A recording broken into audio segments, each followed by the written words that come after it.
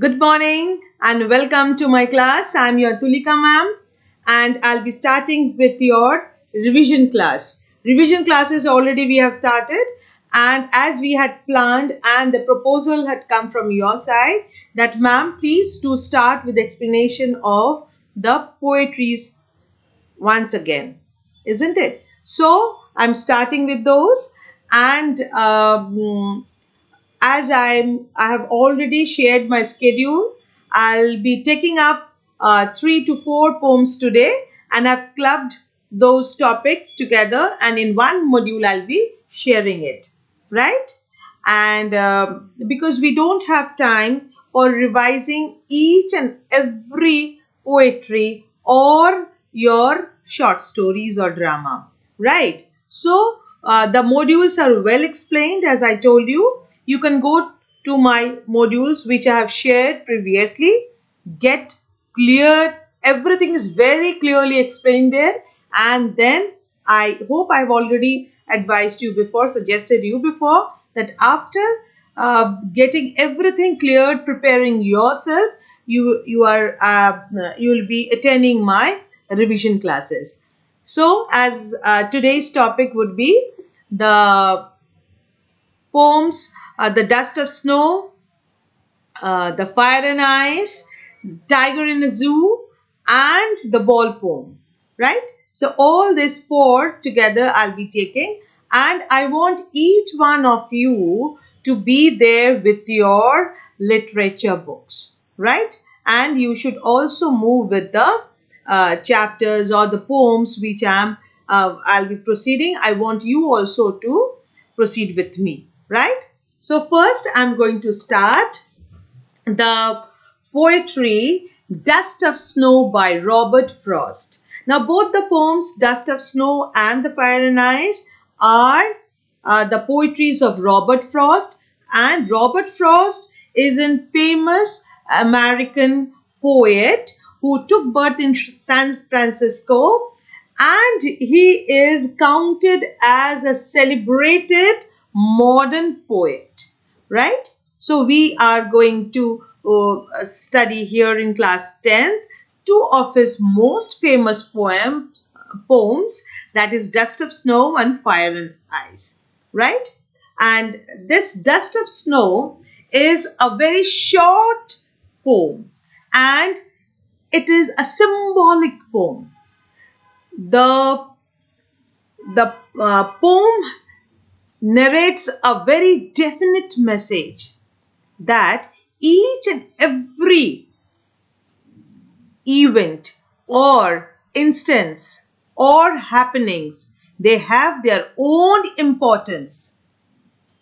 Even if the happenings or the instance they have, you feel that they are of very small significance, but they can also create a big change in your life, right?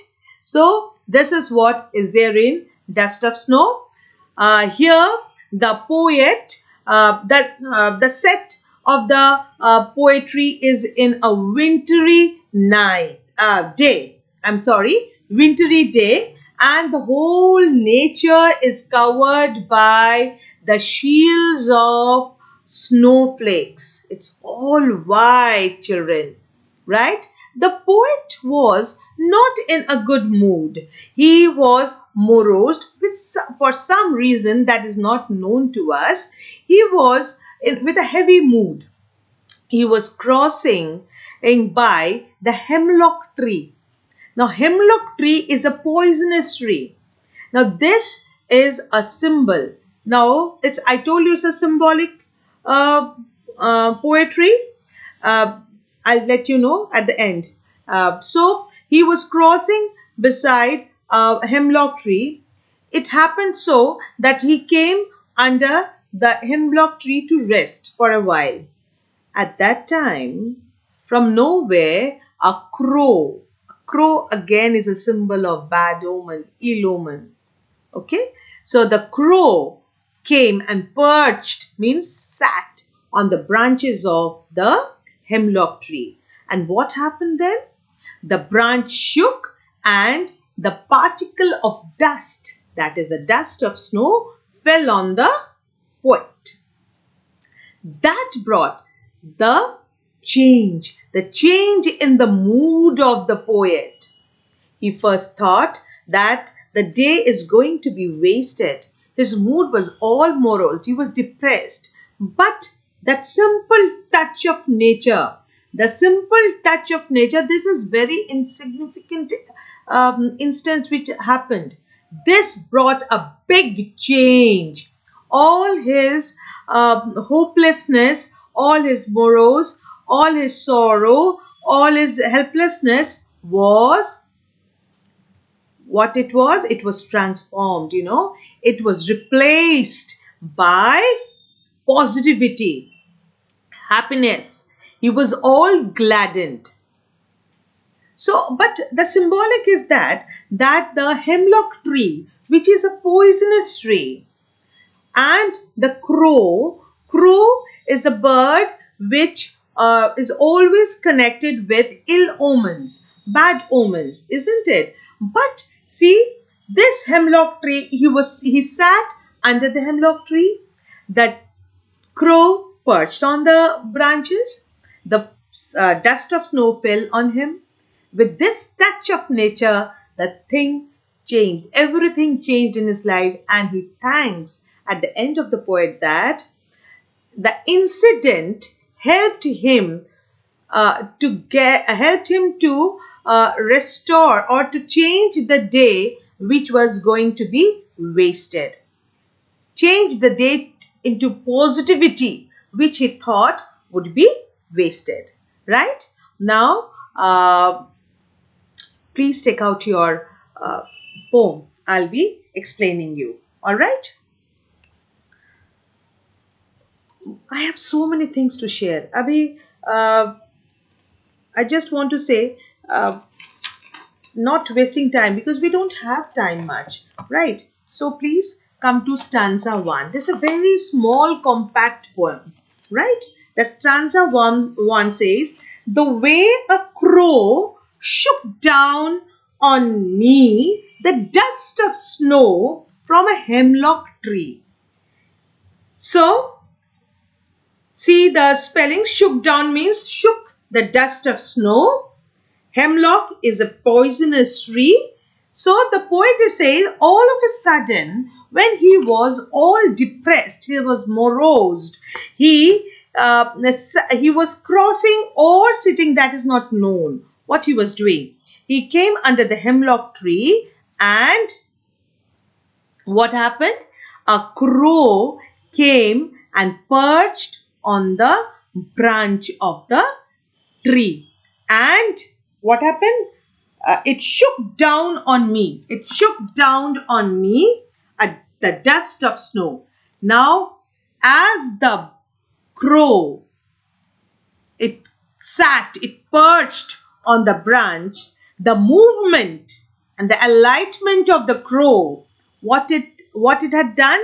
It had shook the tree, and the speck of dust of snow, or you can say the dust of snow, fell on the poet, right? The fine dust of snow falls on the poet, and he is standing under that hemlock tree. We don't know whether he was standing or he was sitting or he was going somewhere, right? He was crossing by. But we know that he was under the hemlock tree, right? Now, children, usually the poets uses the maple tree, the pine tree, the peacock birds, or the nightingale as the elements of their poetry, isn't it? So this is very unusual that the poet has used this hemlock tree, which is a poisonous tree, and the crow, which always denotes the ill omen, that is used in this poetry, just to show that they do also have a great significance in this life, in this world, in the life of the poet and in this world. So we should not count them as evil. We should not count them as negative. They can also bring positivity in life, right? So the second stanza has given my heart a change of mood and saved some part of day I rued. Now, rued means regret deeply, right? So, a change of mood means a change in the present condition of the poet, right? So, the falling of has given my heart. Has given my heart. Who has given? That incident. The incident of falling, the speck of snow, the dust, the particles of snow, the dust of snow on the poet has made all the changes, right? Snow on him gladdens his heart. His heart was all morose, he was all in sorrow, and that incident, it just it touched the poet, and he was all filled with joy. He was all filled with positivity. He was all filled with new hope. Okay, and all the negativity vanished in him, right? So a change came into his mood. His mood brightens all of a sudden. Had given him all the hope of saving the dull, depressing day which he was thinking of, right? So the cheerless day, it within a second, it got transformed to a cheerful day. The depressing day, it changed to a cheerful day with the touch of nature. Okay, and though the agents were the poisonous hemlock tree and the crow, right? So children, after this, I'll be discussing the questions. I hope you have understood it. No? So, let me share the PPT also. You would be more clear.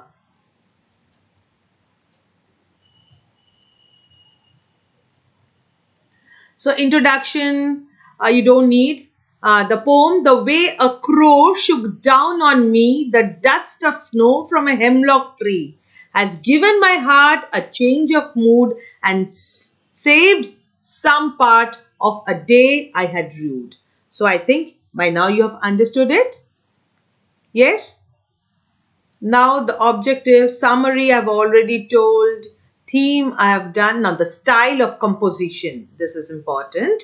Robert Frost poetry is characterized by a traditional form of verse, themes of natural landscape and the human experience. Like it speaks about sorrow, morose, then cheerful, gladdening episodes. So these are all the human experiences, right? And travel. Dust of Snow follows the same line of thought. The language in which it is written is very simple and easy to comprehend. About the poet, I have already told you, message that a positive change can take place through negativity also, and a simple act of kindness, a simple act can always inspire a person with enthusiasm, and it has all the power to diminish all the negativity and infuse positivity in the life, right? Now the symbols. I told you it's a symbolic word. You might ask, ma'am, what are the symbols? These are the symbols. Dust of snow. The black crow is commonly the symbol of what? Evil omen, I told you, isn't it? Death and fear. And since the crow is associated here with goodness, it is ironic in the poem. So what are the two things you have learned? That the symbol, the crow is a symbol here, and it has been used here ironically, because usually the crow is used for evil, bad omens, death, fear. But here the crow is used as an agent which has brought positivity, right? So it is ironic, ironic, all right? And it is doing a good deed by shaking off the snow, right? Now paraphrase, do you need it again? I think I have explained it. Let me. Now the literary devices, I'll be discussing the rhyme scheme, the alliteration, the inversion, the assonance, and the enjambment, right? The rhyme scheme. What is the rhyme scheme? How do you detect the rhyme scheme, children? We just go by the lines of the poetry and the last word. We count the last word, isn't it? And we see that how it is rhyming with the next line of the poetry, isn't it? So here, the rhyme scheme pattern is of the first stanza or throughout the poem, it's all the same. But it may not be same in all the cases. But in this poem, it is same for both the stanzas, right? So the way a crow shook down on me. So what is the last words here in this line? That is crow and me, isn't it? So let us count crow as A and me as B. Right? The dust of snow. So crow and snow, rhythmically they are matching. Yes. So A, if it is A, snow is A, then the snow will also be A. Right? From a hemlock tree, that is B. So shook down on me was B, children. So B and B, they are rhythmically matching. So what is the rhyme scheme? A, B, A, B. Right?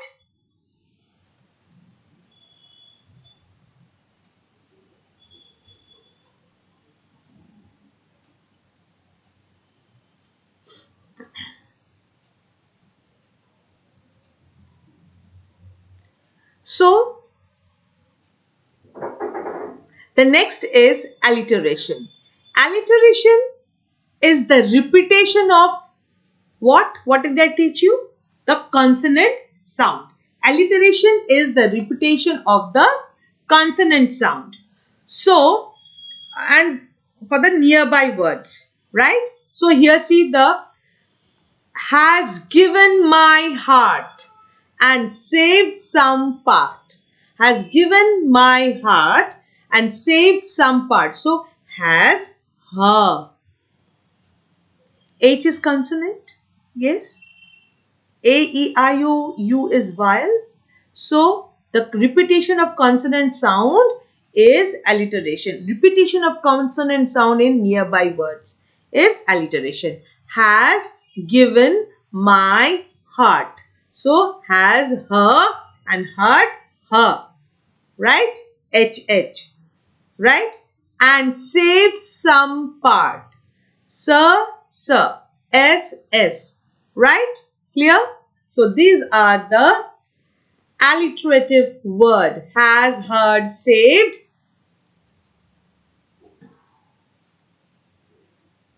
Some. Now the inversion. When the structure of a sentence is changed by the poet to create a rhyme. कभी-कभी हम लोग देखे हैं कि जानबूझ के एक sentence में वर्ड्स को उनकी जगह को ऐसे रद्द बदल कर दिया जाता है. The place is changed for what? To give a definite meaning, to give a stress to the expression of the poet. Right? When the structure of a sentence is changed by the poet to create a rhyme or to emphasis on a definite expression which he wants the reader to understand, right? This poetic license is called inversion, right? It's called inversion. In stanza 1, there is inversion. Now comes the assonance. Assonance is the prominence of a vowel sound. Vowel sound is A, E, I, O, U, right? Is called the assonance. The consonant sound is alliteration. In stanza 1 and line 2, shook down on me. Shook, O, down, O, on, O. Those are the letters, the sounds which repeated in the near replaced words. So this is what? This is assonance. Remember, this is what? This is assonance. Now the enjambment. Enjambment, when the same sentence continues to the next line without the use of any punctuation. The same sentence is continuing, it passes on to the next line without any punctuation marks like the comma, semicolon, full stop, exclamatory mark, nothing like that. It is called enjambment. It has been used throughout in the poem, right? So, the key points, the poem describes a very simple happening in very simple words. It tells us that sometimes even a small incident may prove to be of a larger significance. The poet is upset in the beginning of the poem, but a small incident of falling of snow changes his mood totally. In the end of the poem, the poet feels relaxed and thankful to the nature for saving his day from being wasted. Right, children? So, with this, again, I come back to you with in the screen. Now, I just want to say that I'm not ending. The explanations have ended, but the next day, that is, in your next class, I'll be discussing both the short answers, very short answers, and the long answers. And that day, that is your next class, you will be ready with your notebooks and pen, because I'll be repeating the questions. I'll be just reading out the questions, and I'll be repeating also. So please, you would be writing the questions and you would be writing the key points of the answers, which I'll be discussing with you. And because it was your proposal that, ma'am, you should discuss the questions also, right? So I'll be doing it. Now I'll be moving off to your next poem, that is The Fire and Ice, right? So children, are you ready with Fire and Ice? This is the second poem by Robert Frost. And the first poetry I had taken 23 minutes to cover, but I have been allotted 1 hour to complete. I don't know how I'll be completing all the 4 poems today. Anyways, but you wanted a detailed one, so I'm giving you. It was all your suggestions. I'm going by your suggestions, children. So, The Fire and Ice. Fire and Ice is a lyrical, short, you may say little lyrical poetry. And here, you may write it there, a little lyric poem, right? And not a single syllable is wasted here. Not a single syllable is wasted here. The poet deals with, or you may say the poet has showcased that age-old questions which is always hovering in the mankind regarding the end of this world.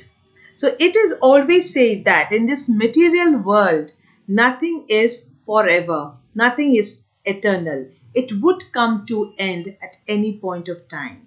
It is just temporary. It is just for a time being. So is the world also, the world where we are residing. Now, regarding this destruction, or you may say the end of world, that there are two groups of people. Okay, a group, they thought that the world would be ending up with fire. Fire will be the reason of ending up of the world. And the second group believed that the world would end up with ice, that is cold, right? But there's long debates and controversies with that. Now, children, what is fire actually? The fire is actually the passion, the need, the want, the bridal, you may say, emotions which is always provoking us to go for more and more. वो चाहत जिसकी कोई खत्म ही नहीं है, और चाहते हैं हम लोग. और for that, what do? We go to any end. To any end. We become cruel, we become selfish, and the poet is saying that this may be a cause to be the end of this world. But the other group, what they say, that it may be the cold, that the cold is here, the coldness of a emotion, of human being, that is hatred, right? That can also be jealousy, hatred. That can also be the cause of ending up of the world, right? So, not going to much more details into it, let me go to the poem. Okay, let me share the screen. And here is your PPT. Back to, yes. Not about the poet. What is the message? That is important. The poem Fire and Ice is a metaphor. What is a metaphor, children?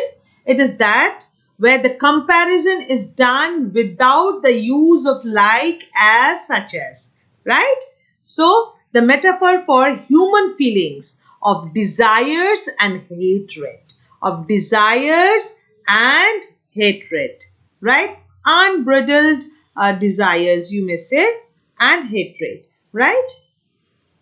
The fire represents burning desires, while ice, on the other hand, depicts the cold hatred, jealousy, cold hatred.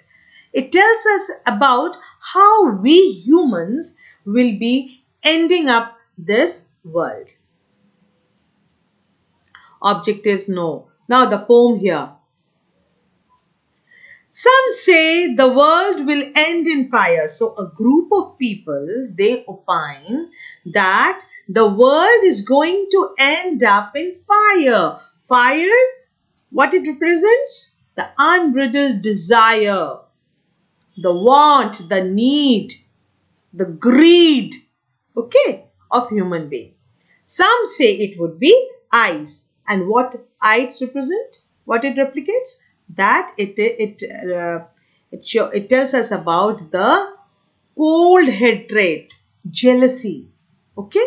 And the other group says that it would be the hatred, it would be the jealousy that would be ending up the world, right? From what I have tasted, who is this I have? The poet, Robert Frost. Both the answers would give you marks. From what I have tasted of desire, I hold with those who favor fire. He says that at first, the poet says, I do go by with the group who says that the world would end up in fire, that is the unbridled desire, greed, want will be the cause of ending up of this world, the destruction of this world, right? But if it had to perish twice, उसके बाद कवि क्या बोलते हैं, मगर दोबारा अगर ये खत्म होने को रहता, टिके होने को रहता, डिस्ट्रैक्ट होने को रहता, तो I would have said, I think I know enough of hate. Says, but I think that there are enough reasons for what I can say that hatred can be also a prime cause for ending up the world, destruction of the world. To say that for destruction, eyes is also great and would suffice, right? So what more I have gathered, summary I'm not doing, I've explained you the lines. Now the literary devices. I told you that I will be explaining, and the literary devices I would be revising, right?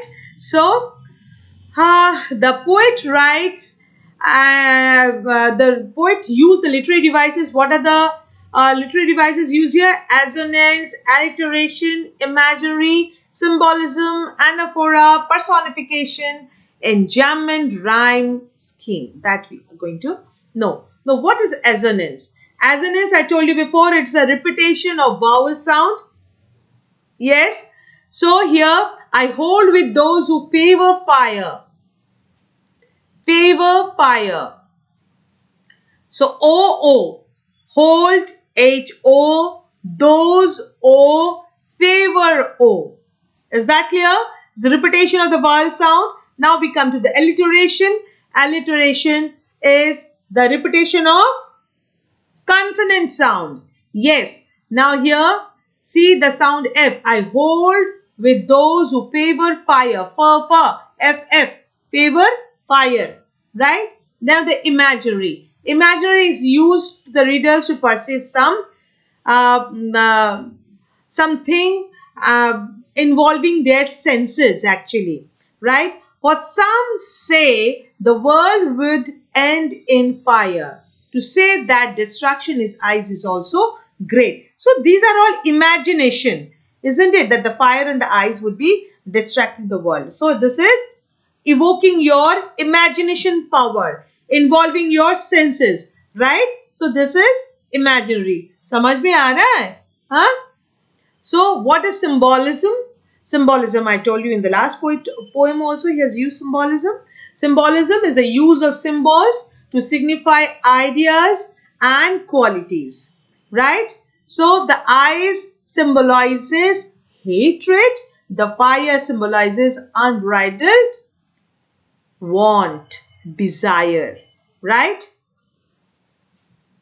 Similarly, green and gold are the symbol of beauty and happiness. Now, anaphora, it refers to the repetition of a word or expression in the first part of the verses. For example, ठीक है, देखो, some say the world would end in fire, some say in ice.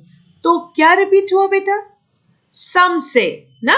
Some say the world would end in fire, some say in ice. Some say, repeat हुआ, ना? So this repetition of a word or an expression, it is anaphora. याद रहेगा, right? Now the personification. Personification क्या होता है? जब human qualities is infused or it's put into the inanimate objects or the non-humans. It is personification, right?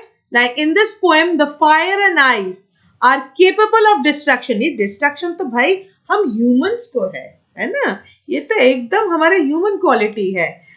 मगर this quality has been used for in this poem for the fire and ice. So they are, the fire and ice is personified, right? Now enjambment, it is defined as a thought of clause which does not come to an end, but it passes on to its next line without the use of the punctuation marks, right? That is enjoyment. Example, देखो example भी मैंने दिया है. From what I have tasted of desire, I hold with those who favor fire. Desire के बाद कोई punctuation marks है? नहीं. The thought was passed on to the next line without any punctuation mark. This is called, क्या बोलते हैं? Enjambment, right? Now the rhyme scheme. The rhyme scheme is followed in the entire poem as A, B, C, B, C, B. Right? And I have taught you how to detect the rhyme scheme. I hope you remember. Right, children? So, that's the end of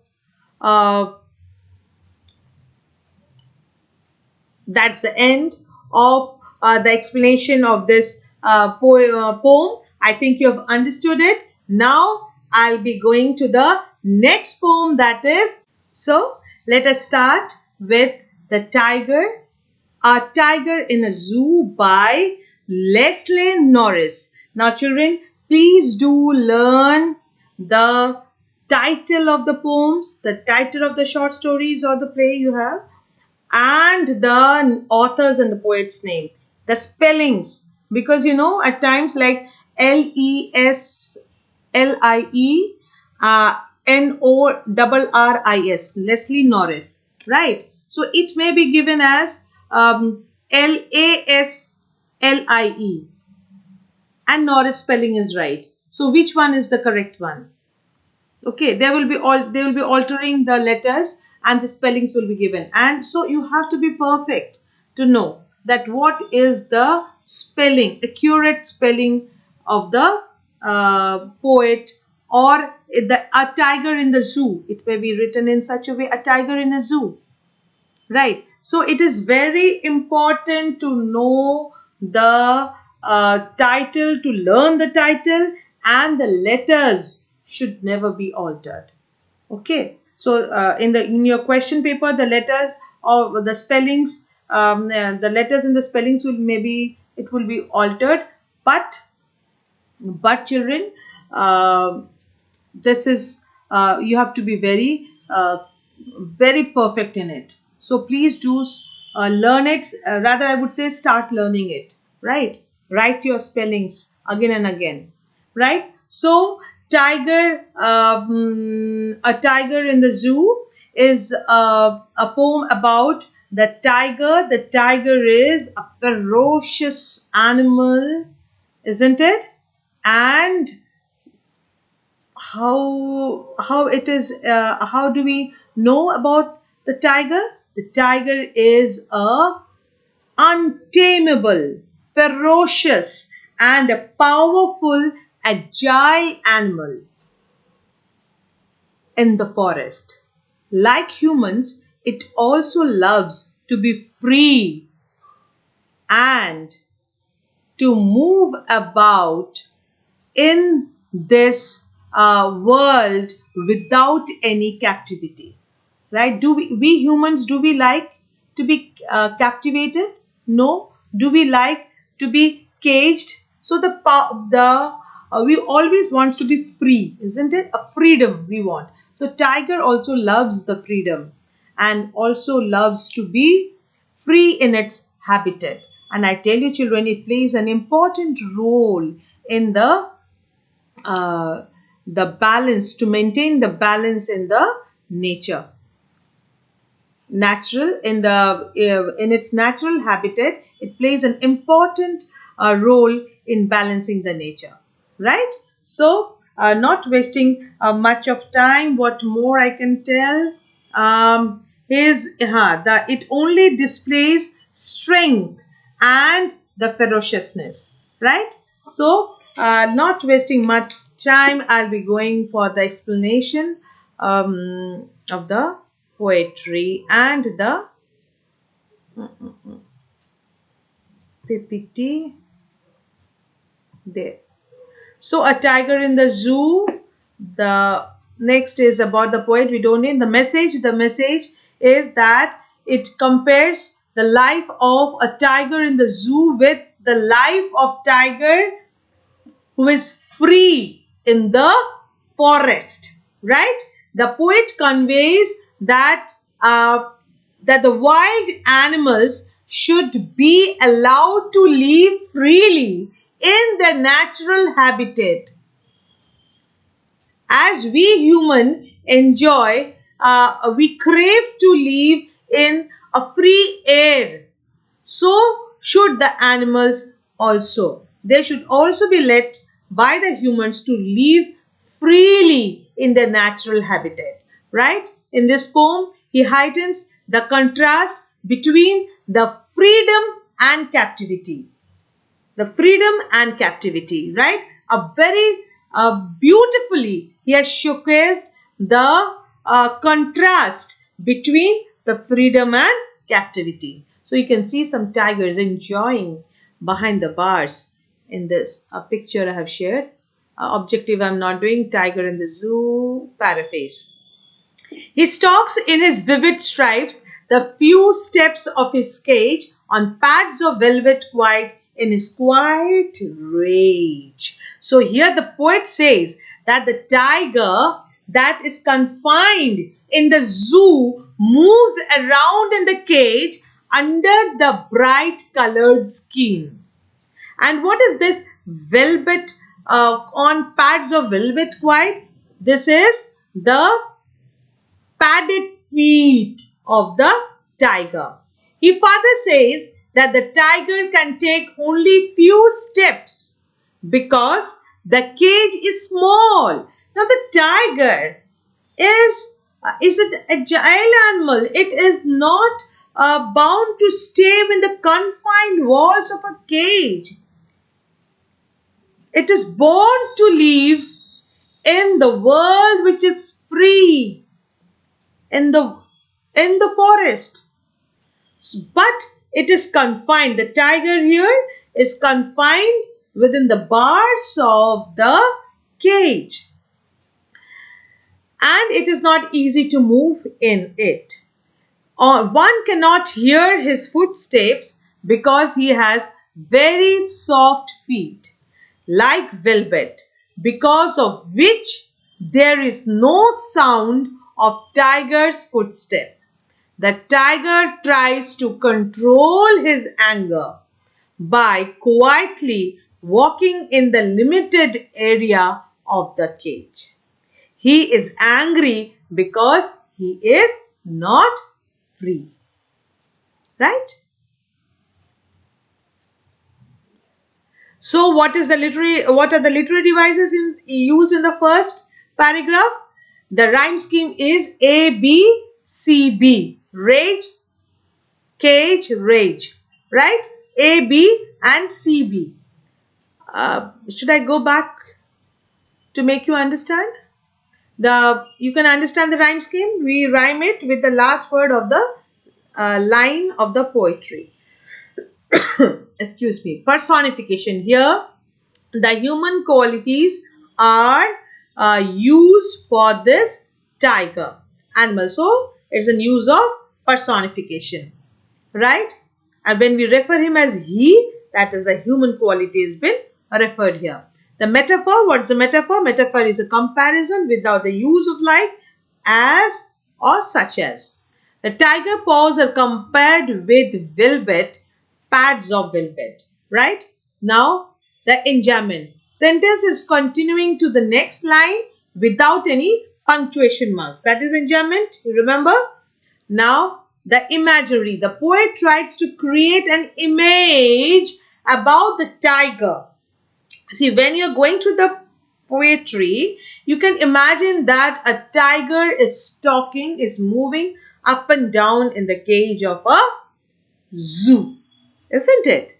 So, consonants, use of S sounds, stalks, stripes, his, S, right? Now, assonance, use of vowel sounds, I. In his vivid stripes, I, vivid, stripes, I. Use of vowel sounds. Now, oxymoron, use of adjective opposite in meaning. Quite rich. Now see, now what is oxymoron? When two words, I just explained you while teaching you the tale of Custard the Dragon. When two words are sitting beside, they are used side by side and they are opposite to each other's meaning. Like quite rage. Quiet and rage. Rage is anger, quiet is quietness. But both of them, they are opposite to each other, isn't it? So this is, use of this is called oxymoron. The part 2. He should be lurking in the shadows, sliding along through long grass near the water hole where plump deer pass. So, the poet says the tiger was free and he would have hid himself behind the bushes, okay, or the long grass near the water bodies where he could easily catch the deer in order to have its food. Okay, basically the poet wants that the actual life of a tiger is to live in the jungle, and it is expected that it would be hiding beside the long tall grasses near the water bodies and pounce over the plump deer for its food, right? But it cannot do such things within the bars of the cage. The literary devices in the para rhyme scheme is A, B, C, B. Grass, pass. The enjambment when the line continues with the next line with the same thought, and without the using of punctuation marks, it is enjambment. Alliteration, use of sound P at the start of two words, plump, pass, PP. Imaginary, the poet has tried to create an image of tiger's activity, lurking in the shadow. एक image बन रहा है ना कि वो छाए में घूम रहे and it is just hiding beside the long grass. You can imagine this thing, isn't it? You can imagine, you can have this picture in yourself, isn't it? So this is the use of imaginary. Right, children? The third para. He should be snarling round the houses at the jungle's edge, baring his white fangs, his claws, terrorizing the village. So, what the tiger is expected to do? It is expected to move around the outskirts of the village in order to search its prey, and it would, what is expected, that it would be terrorizing the people, snarling out or showing its sharp white teeth, okay, and sharp white tooth and the piercing claws, right? This would create fear among the people living in the village, right? So what are the literary devices used here? The rhyme scheme is A, B, C, B. The rhyme scheme is followed by age, village. Enjambment, the line continues to the next line without the punctuation marks. It is enjambment. The onomatopoeia, the using of words that denote sound, like snarling, that is onomatopoeia. Assonance, use of vowel sound like O and I should around houses, barring his white his. So I and O in the first case. So this is assonance. Consonants, use of consonant sound S, his fangs, his claws, S, right? Paraphor, but he is locked in a concrete cell, his strength behind the bars, stalking the length of his cage, ignoring the visitors. Now the poet comes to the reality that the tiger is captivated behind the bars of the cage in a zoo, and he further says that as the a tiger is behind the bars, so his ferociousness is also behind the bars. He stalks up and down, he moves up and down in the cage and never tries to terrorize the visitors because his power is restricted within the bars of the cage. Therefore, he never tries to terrorize the visitors who comes to enjoy the tiger who all come to enjoy the tiger in the zoo, and as he knows very well that he cannot attack them, right? So what are the literary devices, poetic devices? Rhyme scheme ABCB. Okay, personification, the tiger is personified because the poet refers him as he. Assonance, use of vowel sound E, he locked concrete cell. Consonants, use of consonant sound, his strength bars. Alliteration, use of B at the start of two words behind bars. Right. Fifth para, he hears the last voice at night, the patrolling cars, and stares with his brilliant eyes at the brilliant stars. Okay, so what he does, the poor tiger, the tiger at the night, it stays within the bars of the cage, and what it does, it just hears the sound of the patrolling cars. Okay, the patrolling cars are the vehicles of the police which are used to guard at the night, right? So in the night the tiger hears the sound of these cars और उसके पास कोई उपाय नहीं है, वो अपने cage में बैठ के ये जो पुलिस कार्स के पेट्रोलिंग का जो हॉर्न है, हॉर्न्स है, वो सुनता रहता है और क्या करता है? He then stares at the shining stars, poor thing with shining eyes, right? The poet wants to say that the tiger is sad, and as he is confined in the cage, so he cannot do anything. Therefore, he doesn't have any work to do. He stares at the stars in the night and tries to divert his thoughts towards them, right? The literary devices of the fifth paragraph, the rhyme scheme is A, B, C, B. The rhyme scheme, I've told you how to detect it. Enjambment, when the line 3 continues to line 4 without any punctuation mark, it is enjambment, like the brilliant eyes at the brilliant stars. Alliteration, the use of sound H in the starting of the two words he hears, he, her. Assonance, the use of I sound, that is with his brilliant. I. So,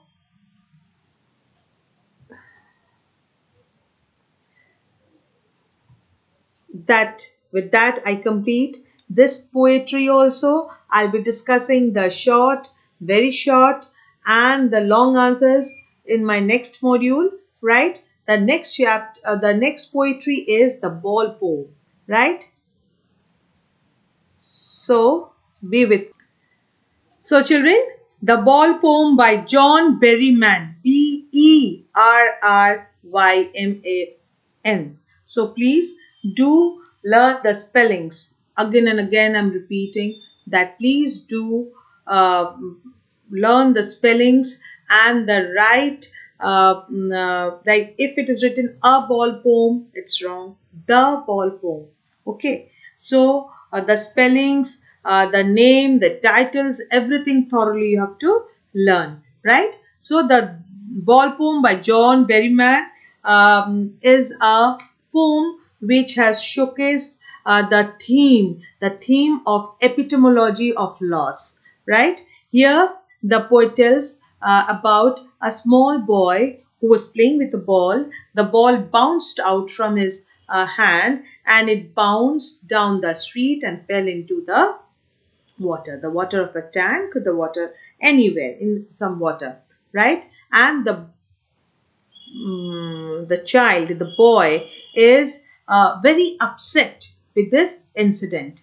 The poet was just beside, or he was passing by, it happened so that he saw the boy being upset. First, he thought that he would be interfering into this matter and would helping the child out. But he stopped in himself, and why he stopped? He stopped with an intention, because he wanted the child to learn the importance of loss. Okay, we should not sit with the things we have lost. This is very true. Okay, the life, we should proceed ahead, but we should learn to value the loss.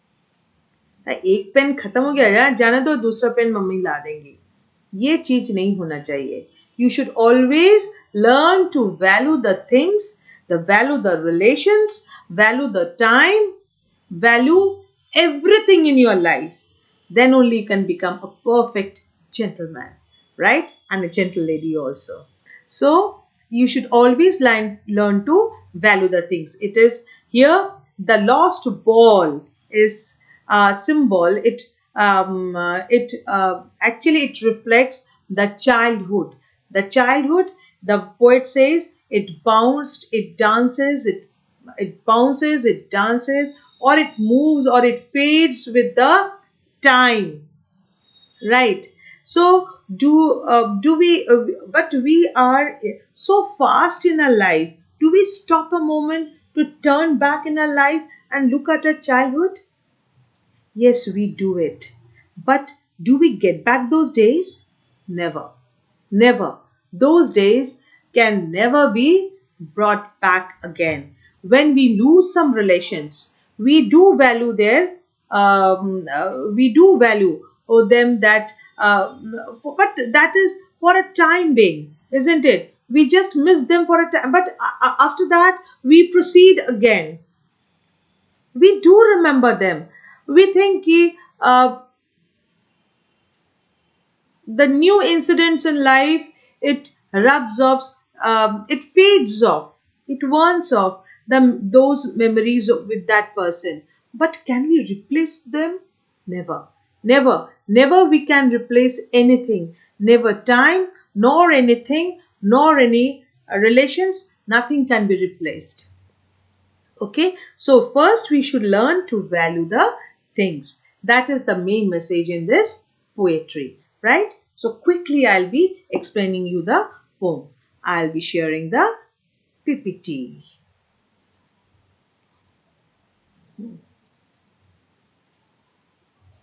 That's it.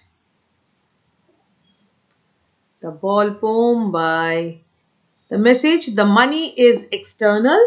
It cannot buy back. Yes, हमारा पैसा है तो खरीद ही लेंगे. ऐसा नहीं होता है. Money is external, and it cannot buy back our love, nor replace the things that we love. The things that really matter in this poem, that the boy's ball personifies in his young days, that is the childhood days, the days of innocence. Okay, this world people will take balls just as they will, take away our innocence and force us to grow up, right?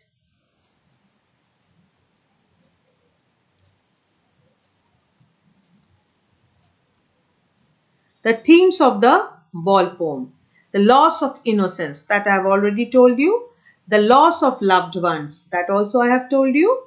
Now the poem: what is the boy now who has lost his ball? What is he to do? I saw it go merrily bouncing down the street, and then merrily over there in the water. So the poet is just thinking, what my the what the boy is doing now, how he is reacting now, how he is now. Okay, when his ball slipped out of his hand, and it bounced and went and fell into the water. Okay, no use to say, oh, there are other balls. The poet, first he was disturbed and wanted to go to the child, but then he said, oh, no use to say. that there is another ball, that money can bring, can replace that ball which has which the boy had lost, or which had got into had fell into the water. Money cannot replace that very ball. Okay, and ultimate shaking grief fixes the boy. The boy is upset. The boy is trembling, is grieved, as his dear ball had slipped, was slipped off from his hand, and it went into the water. As he stands rigid, trembling, staring down all his young days into the harbor where his ball went, I would not intrude on him. A dime, another ball is worthless. Now he senses his first responsibility. So, as he starts rigid, trembling, upset, the poet he gets swayed off, and he thinks that he should go and support the boy and should get another ball for him. But he stops himself. The poet stops himself, right? And he says that, and he stands and his young days into the harbor, and the ball here replicates, the ball here symbolizes the lost childhood, right? I would not intrude him, and he says, बिल्कुल नहीं, बीच में नहीं पढ़ना. He would not intrude him. He said he would not interfere into this matter. Rather, he would stand aside. Why? In order to teach him that another ball cannot replace that lost ball. It is worthless. Rather, now it is the right time. It is the right time to sense his responsibility. In a world of possession, people will take balls. Balls will be lost always. Little boy, and no one buys a ball back. Money is external. So what he says that in this world of possession, यहाँ पे कोई भी चीज स्थायी नहीं है.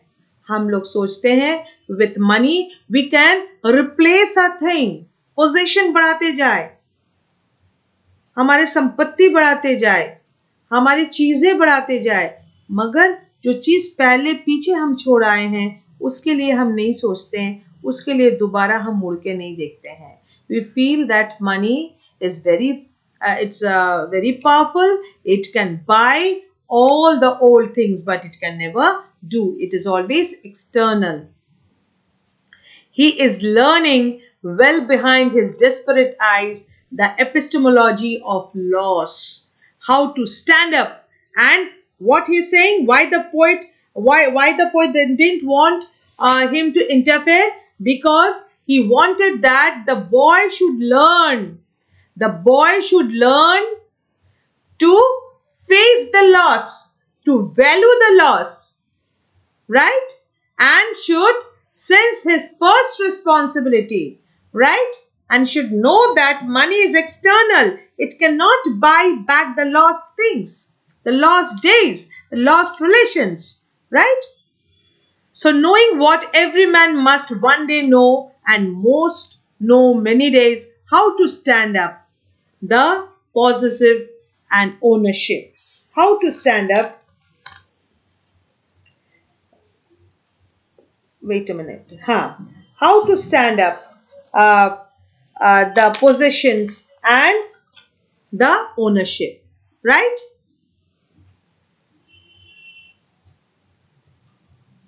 The literary devices used in the poem in the first para. Anaphora, use of repeated words in two or more lines. What is the boy? What?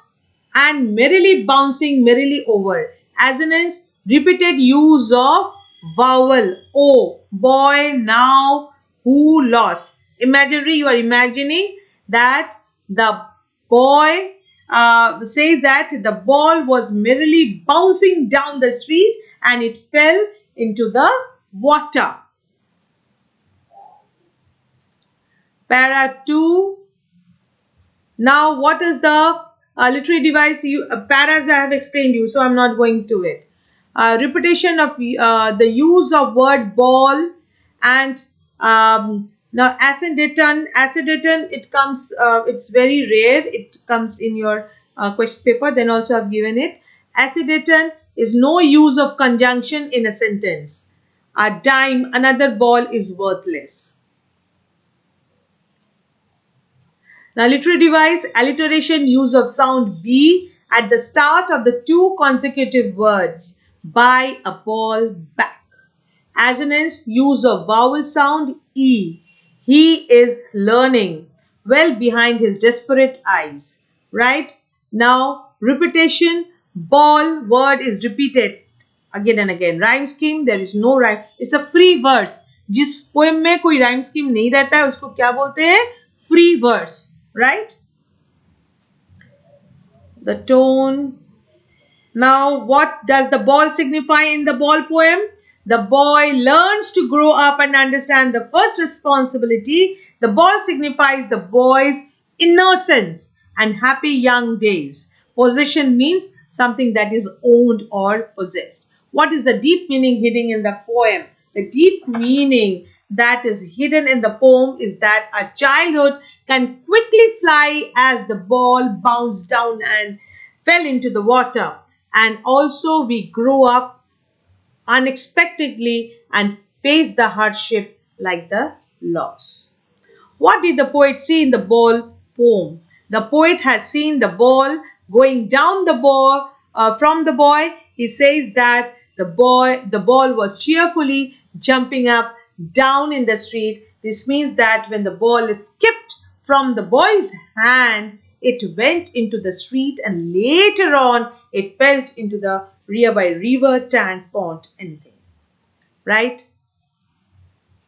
So with this, I complete my first day's assignment, that is revising all the poems. I think the poems which I've decided for today. So I think you have understood it, and more, if you have any confusions, you can get connected to me. You have my number, or through your WhatsApp window also you can get connected to me, right? And I'm always there to clear your doubts. But study, because that is the only way which can give you the excellent marks, right? Thank you. For the next day, I'll be discussing the question answers, and the next part of the poetry sections. Two poems more I have to do, I think. So the next day I'll be continuing with it. Till then, Jai Hind, and be my children as you are always, right?